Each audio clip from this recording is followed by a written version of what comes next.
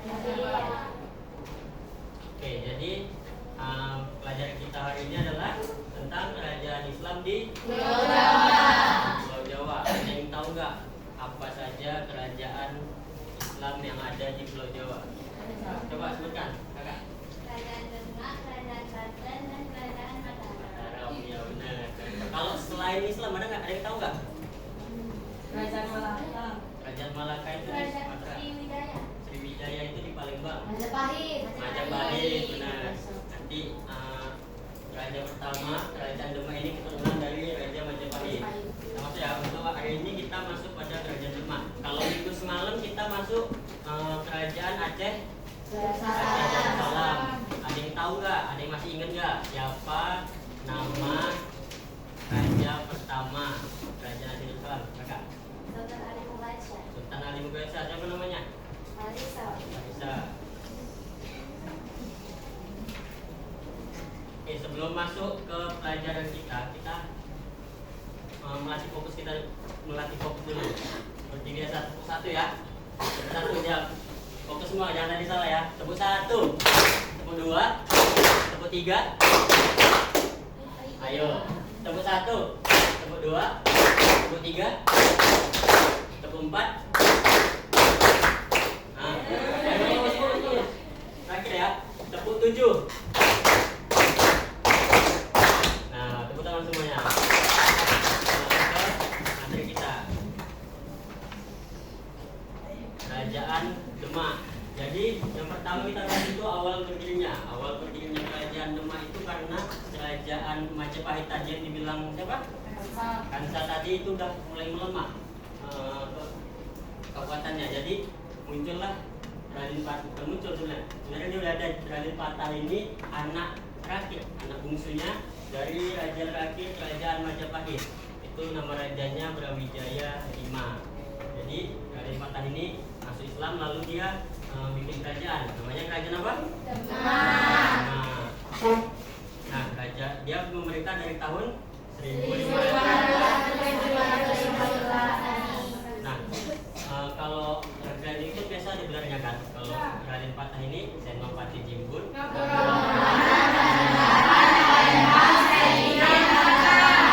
Ada yang tahu nggak kenapa namanya ada Palembangnya?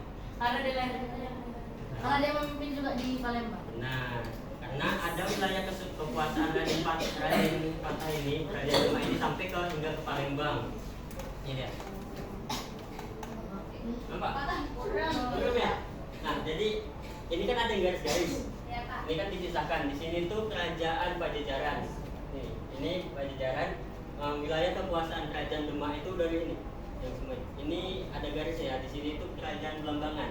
Jadi semua ini kekuasaan Kerajaan Demak. Itu untuk di Pulau Jawa aja. Ada lagi di Pulau Sumatera dan Kalimantan. Lanjut, nah, di pas zaman Raden Patah ini dibuat Masjid Agung Demak. Jadi di Masjid Agung itu dibantu sama para sunan, para wali. Ada yang tahu nggak ini namanya apa? Soko Tatal. Ada yang tahu nggak? Angkat tangan yang tahu kisah tentang Soko Tatal. Kakak Meka, coba. Awalnya terdiri dari 4 tiang, diantaranya itu berukuran 17 meter. Iya. Sementara satunya itu cuma berukuran 11 meter. Iya. Jadi berkat Sunan Kalijaga, terus menambahkan pecahan kayu pada salah satu tiang utamanya yang dan disebut sebagai Soko Tatal, membuat keempat tiang itu sama rata ukurannya, yakni memiliki ukuran 17 meter. 17 meter ya. Jadi Soko Tatal ini kan 4, dia ada 4. Yang keempatnya ini namanya Soko Guru sebenarnya. Lalu salah satunya itu namanya Soko Tatal. Jadi ada 2 versi tentang pembangunan Soko Guru ini. Yang versi pertama yang dijelaskan sama mereka tadi. Jadi awalnya 3 ini udah dibangun 17 meter. Kenapa 17 meter? Tinggi menit? Bukan. Angka 17 yang biasa kalian lakukan setiap hari. Sholat. Jumlah rakaat sholat berapa? 17. Jadi 17 meter kan. Satunya itu Sunan Kalijaga yang bangun. Awalnya itu cuma 11 meter. Terus sama salin pakai pecahan-pecahan kayu lalu diikat itu jadi sampai 17 meter. Lalu itu kan versi pertama dibangun sama wali. Versi keduanya ada lagi dibantu sama orang-orang Tionghoa. Kan tadi Raden Patah itu keturunan Tionghoa. Nah itu jadi masih agak masuk teori yang itu. Sama juga seperti sunat teori yang wali-wali ikut membangun juga, karena pada zaman itu zamannya Wali Songo juga. Nanti kalian belajar Wali Songo di bab berapa? Bab 4. Betul. Lanjut ya. Nah, puncak kejayaan kerajaan Demak. Tapi sebelum masuk ke puncak kejayaannya nih, kan Raden Patah itu raja pertama kan? Raja keduanya yang tahu? Patiunus. Ya benar. Raja keduanya Patiunus. Tapi Patiunus ini nggak nyampe 3 tahun, cuma bentar aja dia niatnya mau mengusir Portugis kan, cuma dia meninggal gugur pada saat mengusir Portugis itu di daerah Malaka. Baru digantikan dengan adiknya namanya Sultan Trenggono. Ada yang keturunan Sultan Trenggono. Jadi Sultan Trenggono ini dia banyak ekspansi wilayah, memperluas wilayah tadi. Kita balik lagi ke sebelumnya. Ekspansi wilayah. Jadi Sultan Trenggono bilang ke kayak apa ya? Sama orang panglimanya kerajaan Demak. Namanya siapa yang tahu? Fatahillah, benar. Pinter kalian ya. Nah, jadi di sini kan tadi kerajaan Pajajaran. Ya, dibilang Taman Sultan Trenggono gini, kalau pakai bahasa Mandelingnya gini, Fatahillah, go fight with Pajajaran katanya. Jadi di Fatahillahnya pergilah ke Pajajaran ini, ke Banten. Tapi sebelum itu dia singgah dulu ke Cirebon. Jumpai siapa dia? Siapa itu Sunan apa?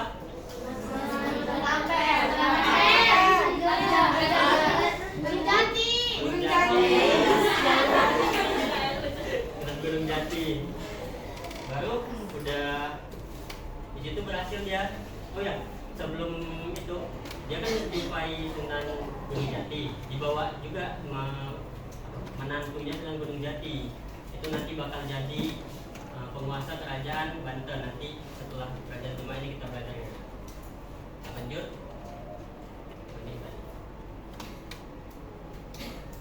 Kemunduran kerajaan Demak. Jadi tadi kan kembali lagi ke peta tadi. Nah, di bagian sini kan udah ditaklukkan. Nah, jadi tinggal di bagian sini ada kerajaan Blambangan.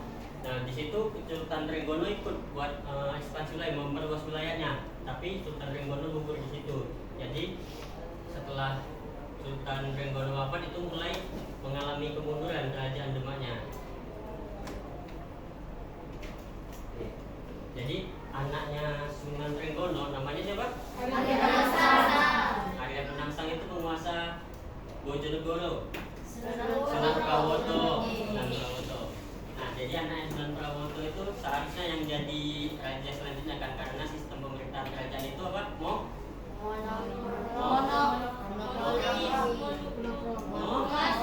Monarkis. Sistem itu dia. Seharusnya kan Sunan Prawoto, tapi ada nih Arya Penangsang. Arya Penangsang kayak merasa dia lebih pantas buat jadi raja selanjutnya. Jadi dibunuhnya Sunan Prawoto sekaligus adiknya juga. Adiknya siapa namanya? Hadiri dibunuhnya juga. Tapi pas sudah mau selangkah lagi mau jadi raja nih kan, dipatahkan impiannya sama siapa? Jadi Jaka Tingkir yang jadi penguasa selanjutnya. Tapi di situ Jaka Tingkir udah buat kayak